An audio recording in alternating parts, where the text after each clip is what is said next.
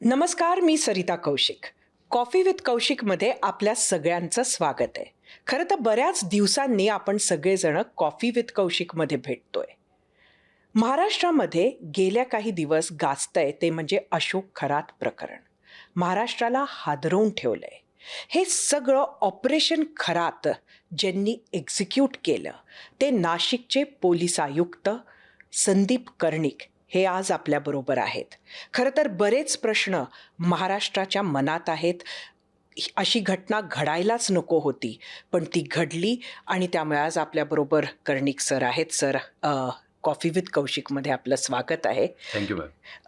आम्ही असं ऐकलं की ही एकंदरीतच जेव्हा ही जी अटक झाली अशोक खरातची ती अत्यंत सिनेमा स्टाईल झाली आणि त्याच्यात बराच ड्रामा होता. म्हणजे प्रश्न आहेत, पण पहिल्यांदा ही अटक कशी झाली ते थोडं सांगा, मग बाकीच्या प्रश्नांकडे वळूया.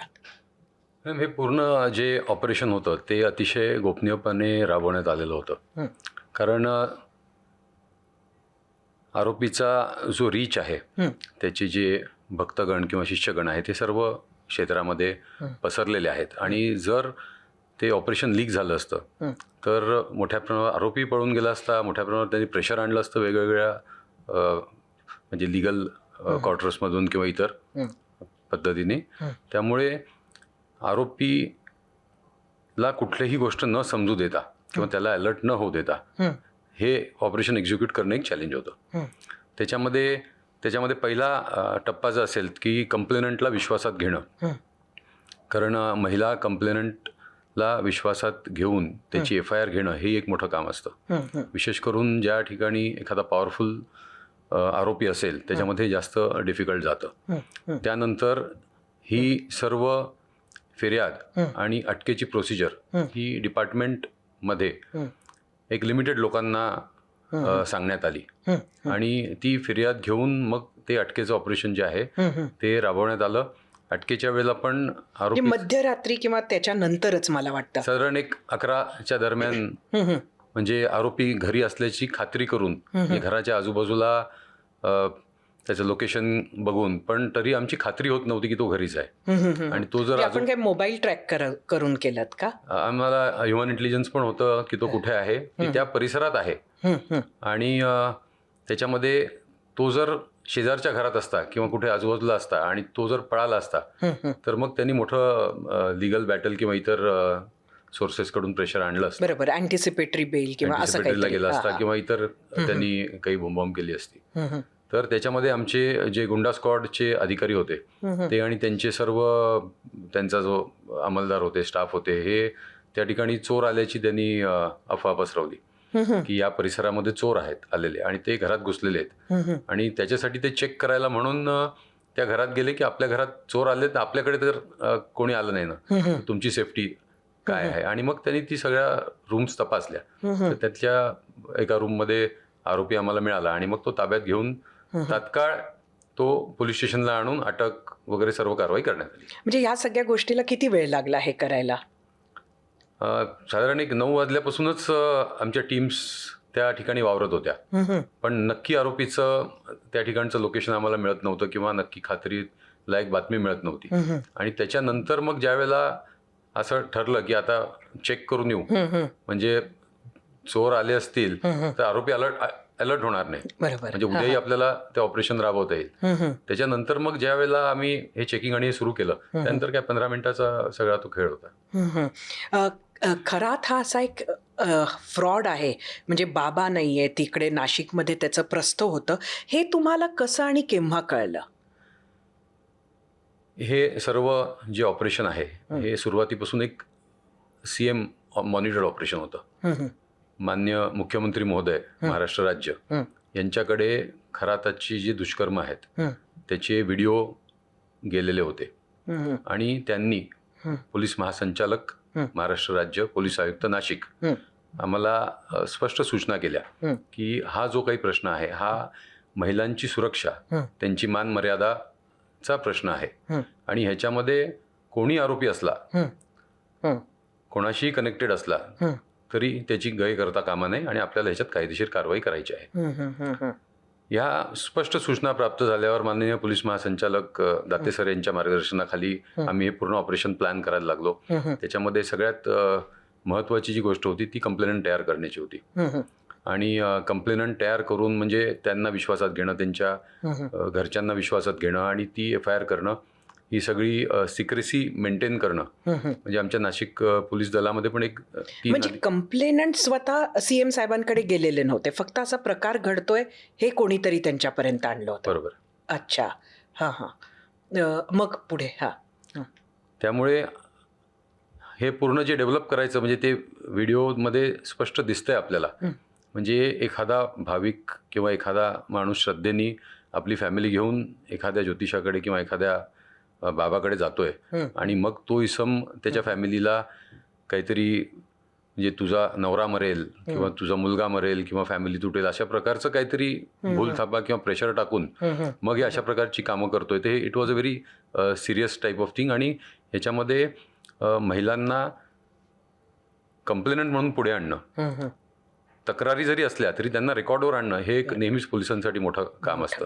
ते मला वाटते जी गोपनीयता जशी सिक्रेसी पाळण्यात आली आणि त्याच्यामध्ये जो विश्वास रिस्पेक्टेड ऑनरेबल CM सर आणि DG दाते सरांनी आमच्यावर जो विश्वास टाकला तर त्याच्यामध्ये आम्ही सार्थ ठरलो. खरं तर बिहाइंड द सीन्स बरंच काही केलं असेल. ह्याला किती काळ लागला? साधारण महिन्याभराच्या काळात हे सगळं डेव्हलप होत होतं. अच्छा. आणि मग हे असं ऑपरेशन होणार हे किती लोकांना माहिती होतं? म्हणजे हे सगळं बिहाइंड द सीन्स तुम्ही किती लोकांनी मिळून केलं? हे आमचं जे म्हणजे नाशिक पोलीस शहर पोलीस विभाग डिपार्टमेंट जे आहे तर त्याच्यामध्ये एक साधारण 3 जणांना माहिती होतं. फक्त याच्या व्यतिरिक्त माननीय मुख्यमंत्री महोदय फडणवीस सर आणि पोलीस महासंचालक दाते सर यांना माहिती होतं आणि त्यांचं मार्गदर्शन आणि सूचना आम्हाला होत्या. म्हणजे पहिले तुम्ही ती केस अगदी फुलप्रूफ करून घेतली असं म्हणायला पाहिजे.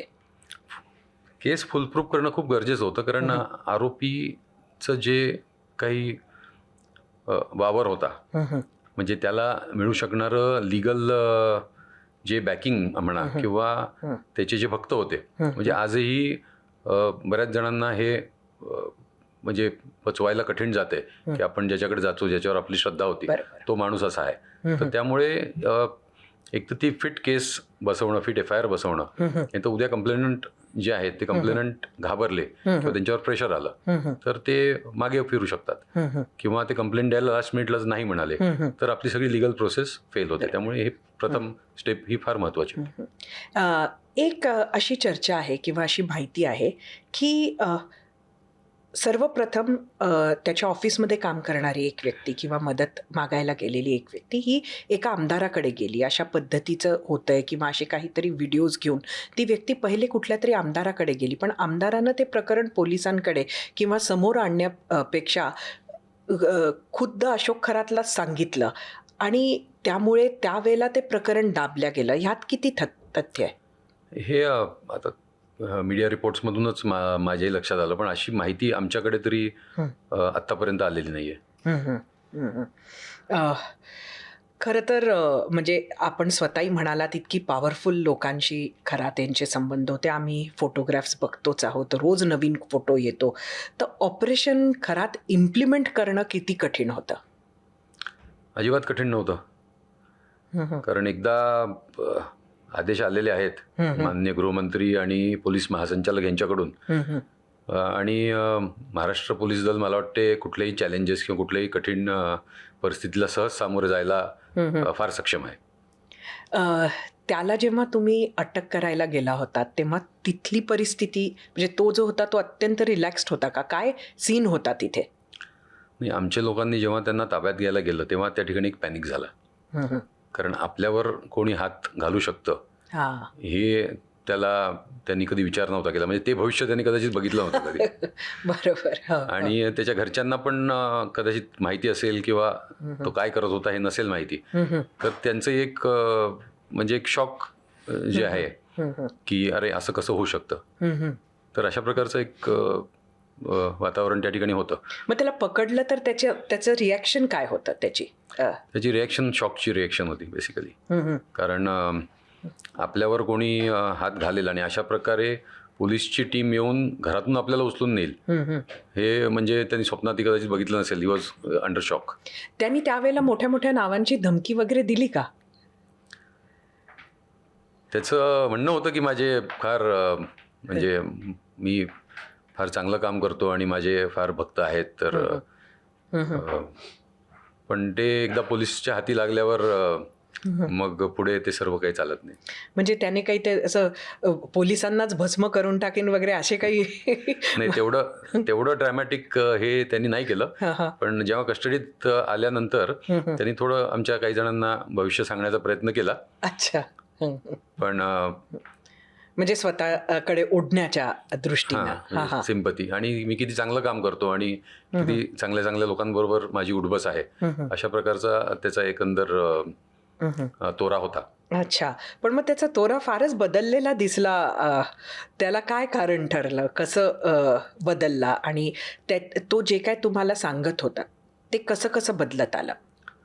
नाही, सुरुवातीला हा स्टँड जो त्याचा होता, त्यानंतर आम्ही म्हणजे आपण त्याला विचारपूस करतो. प्रोफेशनल पोलिसिंग ज्याला आपण म्हणतो, की आपण त्याला ते व्हिडिओज काय आहेत, पुरावा काय आहे, अशा प्रकारे थोडं प्रेमाने त्याच्याबरोबर चर्चा केल्यानंतर तो म्हणजे माझी चूक झाली आणि मला माफी करा, चूक झाली, अशा प्रकारच्या ह्याच्यामध्ये तो बेसिकली. म्हणजे तुमचं प्रेम म्हणजे पोलिसी खाका असं आम्ही गृहीत धरतो.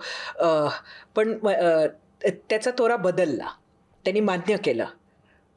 आजही तो त्याच भूमिकेत आहे का? आजची त्याची नक्की भूमिका मला सांगता येणार नाही, पण एक साधारण त्या म्हणजे तिथपर्यंत आम्ही त्याला जो आणून ठेवला, तर त्याच्यानंतर मग तो कॉपरेट करायला लागला बेसिकली. पूर्णपणे नाही, पण जे अगदीच पहिले की मी काहीच केलेलं नाही आणि हे सगळं माझ्या विरुद्ध काहीतरी खोटं सगळं षडयंत्र होतंय, अशा प्रकारच्या भूमिकेवरून ते लगेच, त्याला काय फार वेळ लागला नाही, 15-1 मिनिटं खूप होऊन जातात. अच्छा. मग त्या एवढ्या महिलांचं शोषण, म्हणजे हे व्हिडिओज जे आहेत ते तुमच्या हाती आहेत, हे त्याला तुम्ही सांगितल्यावर हा बदल झाला का, किंवा त्याच्या बाबतीत त्याचं काय म्हणणं आहे?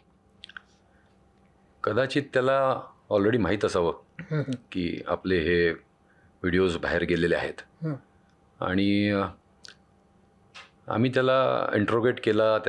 आम्ही त्याला सर्व तर नाही, पण जे कंप्लेनंट होते की आमच्याकडे काय पुरावा आहे हे आम्ही त्याला दाखवून दिल्यावर त्याचं म्हणजे ही ॲक्सेप्टेड बेसिकली. पण असं कळतंय की त्याचं असं म्हणणं आहे की माझं ह्याच्यात काहीच गुन्हा नाही आहे, हे सर्व मंडळी माझ्याकडे आपल्या इच्छेनं येत होती. हे खरं आहे का? असा त्याचा स्टँड आहे का? नाही, कोणाकडेही जरी एखादी व्यक्ती किंवा एखादी फॅमिली इच्छेने गेली, तरी जर तुम्ही त्या फॅमिलीला सांगाल, म्हणजे एखाद्या नवऱ्याला सांगाल की तुझी बायको मरणार आहे, एखाद्याच्या बायकोला सांगाल तुझा नवरा मरणार आहे, तर मी त्याला वाचवतो, तर अशा प्रकारचं तुम्ही जर त्याला काही मॅनिप्युलेशन करणार असाल, तर ते अतिशय मला वाटतं चुकीचं आणि क्रिमिनल आहे. आणि मग त्या आधारावर तुम्ही त्यांची प्रॉपर्टी किंवा घरातल्या महिलेवर तुम्ही हात टाकणार असाल, तर हे एक फ्रॉडच नाही, तर हे मोठे क्रिमिनल गोष्ट आहे. बरोबर. आता सामान्य लोक खरातकडे का जात होते हे तर आम्ही एकानंतर एक जे FIR येत आहेत ते बघून आम्हाला एक लक्षात आलंय. सगळ्या महाराष्ट्रालाच खरं तर त्याचा अंदाज आलेला आहे. पण जी नेते मंडळी खरातकडे जात होती, म्हणजे एवढे फोटोज आम्ही पाहतोय, ते का जात होते आणि त्यांना काय प्रॉमिस करायचा खरात? काय तुमच्या चौकशीत समोर आलंय? कोणी असले म्हणजे मी जे काही त्याला इंट्रोगेट केलं किंवा माझ्या बघण्याचा दृष्टिकोन आहे की किती माणूस मोठा असला तरी शेवटी मनुष्याची जी इन्सिक्युरिटी असते, शेवटी तो माणूसच असतो. त्यालाही भविष्य काहीतरी आपल्याला समजावं, किंवा एवढे लोक एखाद्या माणसाकडे जातात तर आपल्याला पण काहीतरी त्यातून फायदा होईल, ह्या दृष्टिकोनातून मला वाटतं लोक त्या ठिकाणी जात असावेत. आणि जेवढा मोठा माणूस तेवढी मला वाटतं इन्सिक्युरिटी पण तेवढी जास्त असते. त्यामुळे प्रत्येकजण आपापलं काहीतरी हित करण्याचा प्रयत्न करत असतो. म्हणजे एक असं त्याची स्ट्रॅटेजी म्हणायची का की जी मोठी लोक आहेत त्यांच्याशी मैत्री करायची आणि जी सामान्य लोक आहेत त्यांचं शोषण करायचं, असा एक साधारणतः त्याचा स्ट्रॅटेजी होती की काही अजून वेगळी होती? तर आत्तापर्यंत जे आपल्या रेकॉर्डवर ज्या फिर्यादी आलेल्या आहेत किंवा जे रेकॉर्ड आलेलं आहे तर त्याच्यामध्ये अशा प्रकारचं दिसतं. पण अधिक तपासामध्ये आपल्याला पुढचं काय आहे ते गोष्टी समजू शकतील. खरं तर लोकांच्या मनात हाही प्रश्न आहे. म्हणजे आपण आत्ता फोटोजबद्दल बोललो, इतकी नेते मंडळी आहे, सामान्य लोकांच्या फिर्यादी आपण घेत आहात, एकानंतर एक FIR रजिस्टर होतोय, पण नेत्यांची चौकशी कधी होणार आणि होणार का, किंवा ती तुम्ही करण्याचा काही प्रयत्न केला का? ह्याच्यामध्ये फक्त जसं माननीय मुख्यमंत्री महोदयांनी विधिमंडळात सांगितलं की फक्त एखाद्याबरोबर फोटो आहे म्हणून आपण त्या माणसावर संशय किंवा त्याला आरोपीच्या कटघऱ्यात उभं करू शकत नाही. पण तपासामध्ये जर एखादी लिंक आली किंवा एखादा असं काहीतरी संशय आला की बाबा हा व्यक्ती ह्याच्यात इन्व्हॉल्व असू शकेल तर मला वाटते नक्कीच जे सरकारने विशेष तपास पथक गठीत केलेलं आहे आणि एक अतिशय कार्यक्षम महिला IPS अधिकाऱ्याच्या अंडर ते पथक आहे, तर मला वाटते नक्कीच ते कोणाची गय करणार नाही आणि तशा सूचना माननीय मुख्यमंत्री महोदयांनी आणि पोलीस महासंचालकांनी क्लिअरली दिलेल्या आहेत. म्हणजे कोणालाही कुठल्याही नेत्याला बोलवू शकतात अशा, म्हणजे तो अधिकार आहे असं काही निघालंय लिंक तर?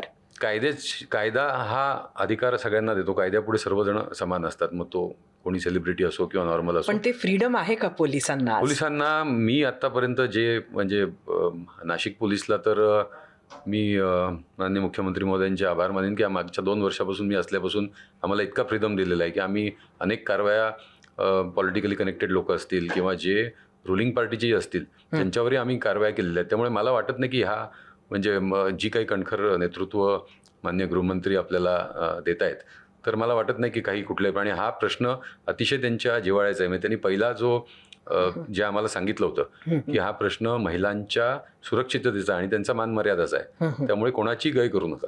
त्याच जे FIR आहेत त्यामध्ये मला वाटतं बऱ्याच महिलांनी हे सुद्धा सांगितलं की तो सुरुवातीला त्यांना एक पाणी प्यायला देत होता आणि ते पाणी असं कडवट, खारट किंवा बेचव असं वेगवेगळं डिस्क्रिप्शन आहे. तर ते एक्झॅक्टली पाणी काय होतं त्याचा काही तपास आपण लावलाय का? ते आता आपण जर तो एक जो आमच्या तपासादरम्यान आमच्याकडे एक व्हिडिओ आला तर त्याच्यामध्ये तो त्या व्हिडिओमध्ये लघुशंका करताना दिसतोय. So he is urinating in the cup आणि तेच तो प्यायला देतोय अशा प्रकारचं दिसतं. आणि त्याच्यामध्ये तो काही ड्रग्ज मिक्स करत असेल किंवा इतर काही गुंगीची औषधं मिक्स करत असतील तर त्याच्यामध्ये पुढील तपासात ते येईल. पण बेसिकली तो लोकांना आपली जी युरिन आहे तर तो पाजायचा. बापरे. हे त्यांनी मान्य केलंय का चौकशीमध्ये की मी असं करत होतो म्हणून? मान्य केलेलं आहे, कारण ते एक पूजा विधीचा एक भाग आहे अशा प्रकारचं त्याचं म्हणणं होतं. अरे बापरे. म्हणजे तो जे काही करत होता ते सगळं विधीचा भाग आहे असं त्याचं म्हणणं आहे? म्हणजे महिलांबरोबरही जे करत होता ते विधीचाच भाग आहे असं त्याचं म्हणणं आहे? म्हणजे तो स्वतः कन्व्हिन्स्ड आहे की म्हणजे त्याच्या डोक्यात असा फरक आहे की तो फक्त एक क्रिमिनल आहे जो आता ही पळवाट घेतोय? नाही, मला वाटते की फक्त क्रिमिनल पण नाही, ही एक विकृती आहे. एक विकृत क्रिमिनल असतात काही जण. एक नाव खरं तर इथे मोठं आहे आणि ते बरेचदा आलं, सुरुवातीपासून आलं, ते म्हणजे रुपाली चाकणकर यांचा जो ऑलरेडी एक राजकीय राजीनामा होऊन गेलेला आहे ह्या केसमुळे. त्यात एक माहिती ऑलरेडी आहे की शिर्डीमध्ये रुपाली चाकणकर यांनी दखल दिली होती जेव्हा खरातच्या विरोधात तक्रार आली होती तेव्हा. आपण जेव्हा खरातला अटक केली तेव्हा त्यांचा काही दबाव टाकण्याचा प्रयत्न झाला का? तुम्हाला कुठला फोन आला का? खरं सांगायचं तर मला कुठलाही कोणाचाही फोन आला नाही आणि दबाव टाकण्याचा तर प्रश्नच नाही. पण अशा प्रकारचा कुठलाही काही मदत करा किंवा अशा प्रकारचा कुठलाही फोन नाशिक शहर पोलीस आणि आयुक्त म्हणून मला आला नाही. त्यांना रुपाली चाकणकरांना सह आरोपी करा अशा पद्धतीचे सुद्धा मागणी बऱ्याच काळापासून होते. तर ते तुम्हाला सुरुवातीला करावं असं काही तुमच्याकडे डेटा किंवा माहिती नव्हती का? म्हणजे त्यांना सह आरोपी करा ही मागणी जरी असली तरी सध्याची परिस्थिती काय, त्या सह आरोपी होऊ शकतात का? आमच्याकडे जी केस होती, आमची जी कंप्लेनंट होती, तर त्या कंप्लेनंटचा जो काही आम्ही फिर्याद घेतली आणि पुढची कारवाई केली तर त्याच्यामध्ये कुठल्याही पॉलिटिकल व्यक्तीचा कुठे सहभाग किंवा प्रेशर किंवा अशा प्रकारचं कुठे आम्हाला आलेलं नव्हतं. आणि आम्ही ती कारवाई केली, आम्ही आरोपीला अटक केली आणि त्याच्यानंतर मग हे सगळ्या गोष्टी आम्हालाही समजत गेल्या की काही शिर्डीला अशा काही गोष्टी पुढे आलेल्या आहेत किंवा इतर ठिकाणी आलेल्या आहेत. तर आमच्या जो काही तपास होता त्याच्यामध्ये आम्हाला ही गोष्ट आली नाही, कारण कदाचित आमच्या केसमध्ये ते झालं नाही. पण इतरत्र काय झालेलं आहे, कुठे काही इलिगल काही झालेलं आहे किंवा क्राईम झालेलं आहे, तर मला वाटतं ते सर्व गुन्हे जे आहेत ते विशेष तपास पथकाकडे वर्ग करण्यात आले आहेत आणि they will go very deep into it. म्हणजे पुढे मागे जर असं असेल तर त्याचा सोक्षमोक्ष लागेलच. 100%. अच्छा. खरं तर प्रत्येक FIR-मध्ये महिलांनी असं म्हटलेलं आहे, म्हणजे खास महिलांचे जे FIR आहेत त्याच्यामध्ये, की अमुक अमुक खरातनं आम्हाला सांगितलं आणि ते तसं झालं.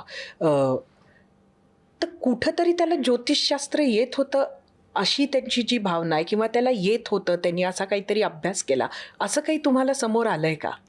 आतापर्यंत ज्या फिर्यादी आहेत त्याच्यामध्ये स्पेसिफिक त्यांनी असं काहीतरी सांगितलं आणि ते 100% खरं झालं अशा प्रकारचं कुठलं फिर्यादीत नाहीये. आणि जनरल काही गोष्टी असतात, म्हणजे आता आपण एखादी महिला किंवा पुरुष गेला तर तुम्ही फार मेहनत करता पण तुमच्या मेहनतीचं चीज होत नाही. आता हे कोणालाही सांगितलं तरी ते खरं वाटतं. आता एखादा पोलीस ऑफिसर गेला की तुम्ही फार तुमचा मेहनत असते पण तेवढं फळ मिळत नाही, हे लगेच सगळ्यांना क्लिक होऊन जातं. आणि त्याला एवढं जर ज्योतिष येत असतं तर मग त्यांनी स्वतःचं भविष्य पण त्याला समजलं असतं की जे आता आपण बघताय. बरोबर. त्याला ह्यामध्ये कोणी सहकार्य करत होतं का? अनेक त्याच्याबरोबरचे सहकारी किंवा त्याच्याबरोबर असणारे जे लोक आहेत की ज्यांनी त्यांच्याबरोबर प्रॉपर्टीज घेतल्या किंवा त्यांच्याबरोबर वेळोवेळी असायचे, तर ह्या सर्वांची नावं वगैरे जी आहेत किंवा जी यादी वगैरे आहे, पण त्यांचा ह्या सर्व गुन्ह्यांमध्ये विशेष करून महिला संदर्भात किंवा इतर एक एक्स्टॉर्शनचाही गुन्हा दाखल झालेला आहे, तर ह्याच्यामध्ये किती सहभाग आहे तर ते तपासून बघण्याचं काम आता चालू आहे. एक प्रश्न खरं पोलिसांवर सुद्धा उपस्थित केला जातोय, तो हा आहे की हे जे व्हिडिओज आहेत त्यातले खूप व्हिडिओज बाहेर आले आहेत. आता हे आधीच आले की ह्यात पोलीस दोषी आहेत? पोलिसांकडनंही हे व्हिडिओ बाहेर गेले असंही म्हटलं जातं. पोलीसकडे जे व्हिडिओ होते त्यातला एकही व्हिडिओ हा बाहेर गेलेला नाहीये. हा जो काही व्हिडिओचा प्रकार आहे तो त्या खरातच्या ऑफिसमध्ये जो ऑफिस बॉय होता त्याच्या 7 महिने प्रेग्नंट बायकोला खरातने हात घातला, मॉलेस्ट केलं, त्यावेळेला तो खरातच्या अगेन्स्ट गेला आणि त्यांनी काही रेकॉर्डिंग्स केले. आणि ते व्हिडिओज जे आहेत ते वेगवेगळ्या ठिकाणी त्यांनी ठेवले, कारण खरात त्याला प्रेशर आणत होता, त्याला स्वतःला आणि त्याच्या बायकोला आणि मुलांना मारण्याची धमकी त्यांनी दिलेली होती. त्यामुळे हे वेगवेगळ्या ठिकाणी त्यांनी व्हिडिओज ठेवलेले होते की माझ्या जीवाला काही बरं वाईट झालं तर हे व्हिडिओज आपण बाहेर आणा.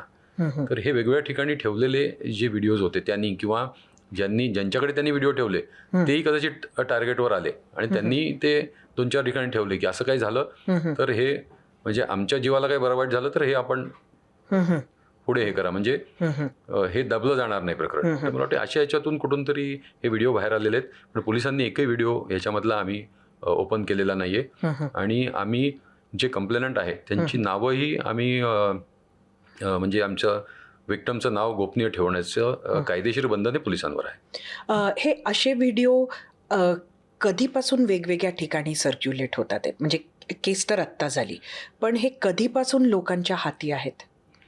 हे मला वाटते ज्या वेळेला त्यांच्या ऑफिस बॉयनी ते व्हिडिओज काढले, म्हणजे किती महिन्याआधी किंवा काळाधी?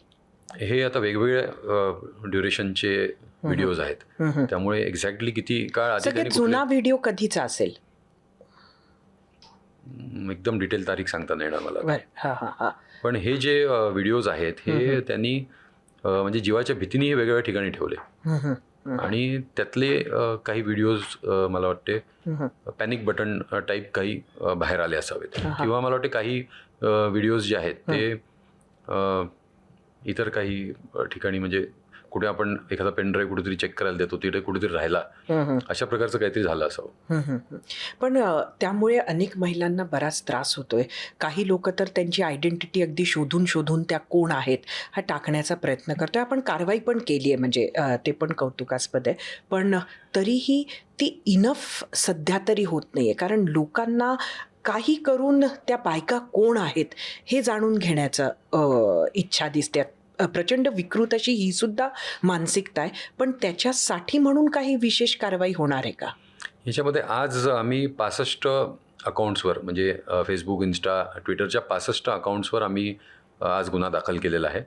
आणि याच्यामध्ये त्या महिलांच्या बाबतीतच नाही, पण बरेच जण एखाद्या महिलेचा फेस त्याच्यामध्ये मॉर्फ करून पण हे व्हिडिओ चालवत आहेत. ती महिला त्याच्यामध्ये नाहीये कदाचित, पण काही काही असे पण आम्ही बरेचसे हे बघितलेले आहेत की त्या महिलेचा काही संबंधच नाहीये, पण तिचा व्हिडिओ आपण त्या माणसांनी की हे आहे, काही काही AI जनरेटेड आहेत, अशा प्रकारचे पण व्हिडिओज जे लोक आपापली स्कोर पण सेटल करतायत. पण याच्यामध्ये आम्ही आता नगरमध्ये गुन्हा दाखल झालेला आहे. नाशिकमध्ये आम्ही एका गुन्ह्यात 65 अकाउंट्स आम्ही आरोपीचे केलेले आहेत. आणि याच्यामध्ये विल गो व्हेरी स्ट्रॉंग, कारण हे प्रकार जे आहेत ते विकृत आहेत आणि हे खपवून घेणार नाही आम्ही. आपल्याला माहिती आहे की खरात यांचं जे साम्राज्य आहे ते नाशिक, शिर्डी सगळीकडे होतं, पण त्याच्याकडे येणारी मंडळी ही फक्त महाराष्ट्रातली होती की त्या भागातली होती, की ह्याची व्याप्ती किती मोठी असणार आहे या संपूर्ण प्रकरणाची, त्याचा अंदाज आलाय का? म्हणजे आता माझ्या माहितीप्रमाणे बऱ्याच ठिकाणून, महाराष्ट्रातून किंवा महाराष्ट्राच्या बाहेरून, देशातून अनेक लोक याच्याकडे यायचे.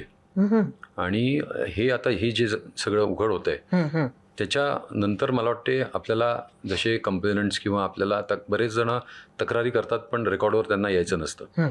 बरेच जण येऊन आपल्याला FIR दाखल करतात. तर ही व्याप्ती आपल्याला, मला वाटतं ह्या महिन्याभरामध्ये किंवा येणाऱ्या काही 15-1 दिवसामध्ये नक्की व्याप्ती आपल्याला समजून येईल. नक्की असे किती व्हिडिओज आहेत महिलांचे, किंवा टोटल व्हिडिओज किती आहेत? टोटल व्हिडिओजची संख्या खूप मोठी आहे, पण त्याच्यामध्ये बरेचसे रिपीटेड पण आहेत. तर म्हणजे असे व्हिक्टिम तुम्हाला किती वाटतात जे रिपीटेड असले तरी? आता सध्या आम्ही जे झिरो इन केलेले आहेत ते आम्ही 8 विक्टिम्स आम्ही झिरो इन केलेले होते, जे आम्हाला सहज आम्ही ज्यांच्यापर्यंत पोचून ज्यांचं काउन्सिलिंग करून पुढे आपण त्यांच्याकडून फिर्याद वगैरे घेऊन यांच्यावर कारवाई करू शकतो अशा प्रकारचे. पण इतर जे व्हिडिओज आहेत ते पण आमचे म्हणजे ते बघणं किंवा त्याच्यामध्ये पुढे इन्व्हेस्टिगेट करण्याचं काम चालू आहे. आता कुठला व्हिडिओ कुठल्या महिलेचा आहे हे तुमच्याकडे ती व्यक्ती असल्यामुळे, की ज्यानं ते व्हिडिओ काढले ती व्यक्ती असल्यामुळे सोपं होत आहे का, की त्यालाही आठवत नाही कोण कोण आहे? नाही, काही ह्याच्यामध्ये ज्या तिथे रजिस्टरला एंट्रीज केलेल्या आहेत किंवा जे काही गोष्टी माहिती आहेत ज्या आहेत त्या, तर त्याच्यामध्ये आम्हाला तिकडचे काम करणारे जे लोक आहेत तर ते लोकांकडून आम्ही त्यांना डिब्रीफ करून we are reaching up to the complaints. अच्छा, पण असे किती आहेत? म्हणजे 50हून जास्त आहेत, 100हून जास्त आहेत? काय आकडा तुमचं काय, म्हणजे तो आकडा रिव्हील करण्यात काही अडचण आहे का? मला वाटते तो तपासाचा भाग आहे आणि तो इकडे न रिव्हील केलेला बरा. बरं, खरात लोकांना स्वतःबद्दल खूप सांगायचं आहे तर आता आपल्याला कळलंय, म्हणजे तो कॅप्टन वगैरे म्हणत होता स्वतःला, तर त्याची पार्श्वभूमी जी होती, म्हणजे खरात जो होता आणि तो जे सांगायचा, याच्यात त्याच्या कहाण्यांमध्ये तुम्हाला काय काय तफावत आढळून आली? खूप मोठी तफावत आपल्याला आढळून येते. म्हणजे स्वतःला कॅप्टन म्हणवणारा माणूस हा 8वी नापास आहे का 10वी नापास आहे, इथपासून खलाशी आहे का काय आहे, इथपर्यंत सर्व आता ते आजूबाजूचे जे लोक आहेत किंवा त्याच्याबरोबर अनेक वर्ष राहिलेले लोक आहेत, तर या सगळ्याच म्हणजे कुठलंच असं त्याच्यामध्ये काहीच जुळत नाही. म्हणजे जे काही सगळं चित्र रंगवण्यात आलेलं होतं, म्हणजे हा एक फार मोठा कॉन जॉब टाईपचा असा हे वाटतो. हा खरंच खूप वर्ष देशाच्या बाहेर होता का? आमच्या इनपुटप्रमाणे हा साधारण 16-17 वर्षाचा असताना काहीतरी यांनी त्याच्या गावामध्ये काहीतरी स्कॅन्डल झालं आणि त्याला गावातून मारून बाहेर हाकलला. आणि त्याच्यानंतर मग तो कुठे होता हे कोणाला माहीत नाही, पण काही वर्ष परदेशात किंवा बोटीवर किंवा बंगालमध्ये अशा प्रकारचं म्हणजे त्याच्या जवळचे जे लोक आहेत काही किंवा ज्यांनी त्यांना पूर्वी बघितलंय किंवा त्याच्याबरोबर काही वर्ष संपर्कात होते ते सांगतात, पण नक्की त्याचं लोकेशन जे आहे ते आपल्याला 100% ट्रेस करणं डिफिकल्ट जात आहे. अच्छा, तो स्वतः याच्याबद्दल काही सांगतो का, किंवा आत्ता ती प्रायोरिटी नसेल एखाद वेळेला? नाही, तो फार हार्डन्ड आणि फार हुशार अशा प्रकारचा आरोपी आहे. आणि जोपर्यंत आपण त्याला फॅक्ट्स आणि एव्हिडन्सनी कन्फ्रंट करत नाही तोपर्यंत तो जी त्यांनी स्टोरी बनवलेली आहे त्यालाच तो स्टिकअप राहतो. अच्छा. त्यामुळे इंट्रोगेशनचं जे पूर्ण स्किल आहे किंवा ते ब्रेक करण्याचं जे काही ती पूर्ण इन्फॉर्मेशन घेऊन कन्फ्रंट करून किंवा काही इतर मार्गाने त्याला त्याच्यावरतून ते जाणून घेणं हे म्हणजे इट्स ए टास्क. म्हणजे तो सहकार्य करत नाहीये चौकशीत असं म्हणायचं का? तो अतिशय हुशारीने सहकार्य करतो असं दाखवतो आणि सहकार्य करत नाहीये. अजिबात सहकार्य करत नाही. अच्छा. म्हणजे तो काहीतरी एक मनात कहाणी बनवतो आणि कहाणी सांगतोय असं तुम्हाला त्यांनी वाटतं? ऑलरेडी भरपूर कहाण्या ज्या बनवलेल्या आहेत त्या जसं की? जोपर्यंत आपण कहाण्या ब्रेक करून त्याच्यासमोर त्या ठेवत नाही हा हा तोपर्यंत ती कहाणी खरी आहे का खोटी आहे हा हा. तो खरी आहे म्हणूनच तो त्यातून पुढे जशी की एखादी कहाणी त्याची जी मग तुम्ही ब्रेक केलीत आणि मग त्यांनी स्टेटमेंट बदललं असं काही? नाही, पहिल्या ह्याच्यामध्ये तो त्यांनी काही चुकीचं केलेलं आहे किंवा एक महिला आहे तर मी इतर काही केलेलंच नाहीये. अच्छा. मग जसं आपण त्याला एव्हिडन्सनी कन्फ्रंट करतो किंवा काही इतर इंट्रोगेशन टेक्निक्स आपण वापरतो त्यानंतर मग ते हळूहळू नाही माझी चूक झाली किंवा मी केलेलं आहे असं अशा प्रकारचं ते एक एक मग ते पायरी खाली येत जातं. अच्छा. एक अजून जो मुद्दा समोर आला मला वाटतं कोर्टात सुद्धा तो मांडला गेला तो म्हणजे नरबळीचा किंवा प्राण्यांच्या बळीचा. खरंच असं काही घडलंय का? काय सध्यापर्यंत म्हणजे कशावरून आपण ह्या निष्कर्षाला पोचलात? मागे जे त्याला कोर्टात हजर केलेलं होतं त्यावेळेला विशेष तपास पथकाचे तपासी अधिकारी आहेत तर त्यांनी काही गोष्टी कोर्टासमोर ठेवलेल्या होत्या आणि त्यातून हा सगळा विषय चर्चेला आलेला आहे. आणि त्यात नक्की खरं काय आहे किंवा काय झालेलं आहे हे मला वाटते अधिक तपासांती विशेष तपास पथकच सांगू शकेल. पण त्याची बंदूक तुम्हाला म्हणजे पिस्तूल मिळाली होती का? हो. त्याला पिस्तुलीचं लायसन्स कसं मिळालं? माझ्या माहितीप्रमाणे साधारण 2014 या साली त्याला हे लायसन्स मिळालेलं आहे. आणि ते कसं मिळालं, त्याला काही थ्रेट होता का किंवा त्यांनी इतर काही मार्गाचा वापर करून ते लायसन्स घेतलं का, या सगळ्या विषयी चौकशी संबंधित जे विभाग आहे ते करत आहे. तुम्हाला आत्तापर्यंतचे म्हणजे जे व्हिडिओज तुम्ही बघितले ते सगळे व्हिडिओज त्याच्या केबिनच्या आतलेच आहेत की बाहेरही कुठे इतर ठिकाणी काही स्पाय कॅम असेच लावले होते त्याच्या घरी किंवा इतर प्रेमायसेसमध्ये? ह्याच्याबद्दल मला वाटते फार डिटेल सांगणं मी अवॉइड करेन. अच्छा. हे विचारायचं फक्त कारण हे की इतर कुठला एव्हिडन्स म्हणजे जसा नरबळी आहे किंवा पिस्तुलाचा वापर आहे असा काही एव्हिडन्स अजून सापडलेला आहे का? मी हा प्रश्न स्किप करीन.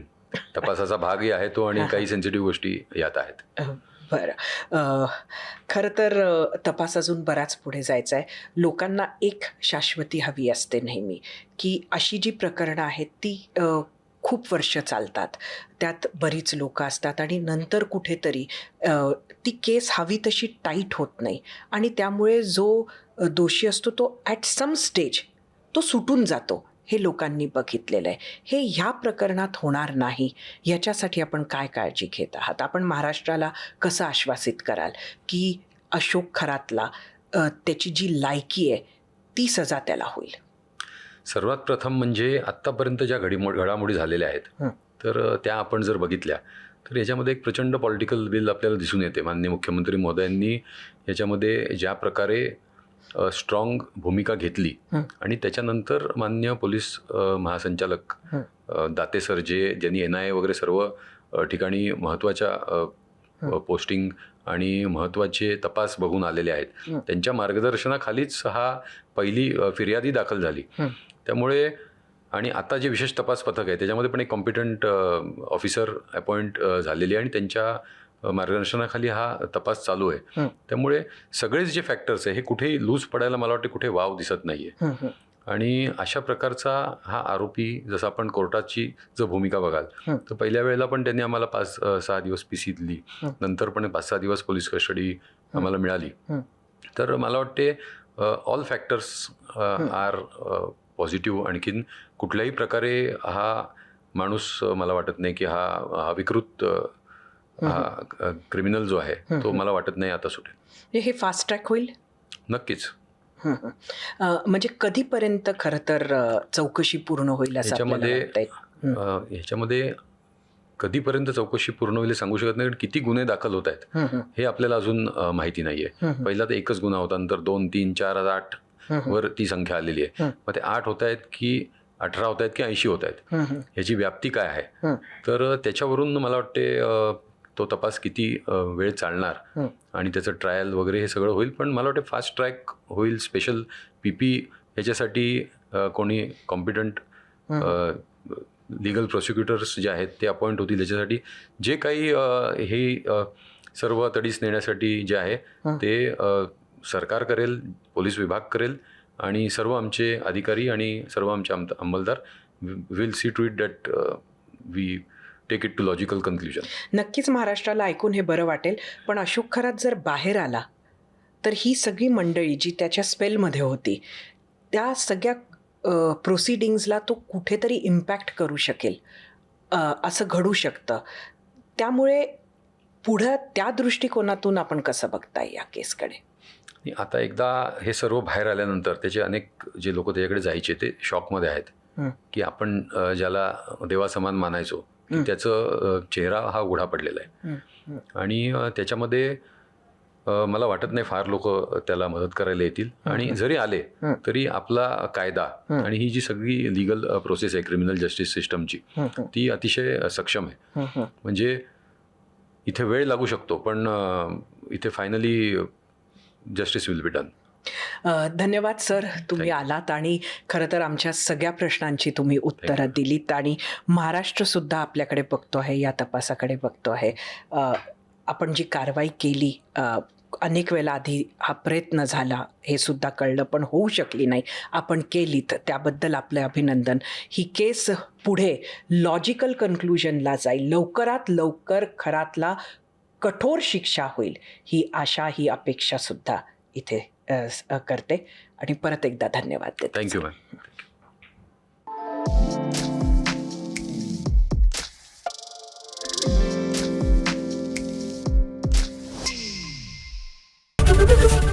ABP माझा, उघडा डोळे बघा नीट.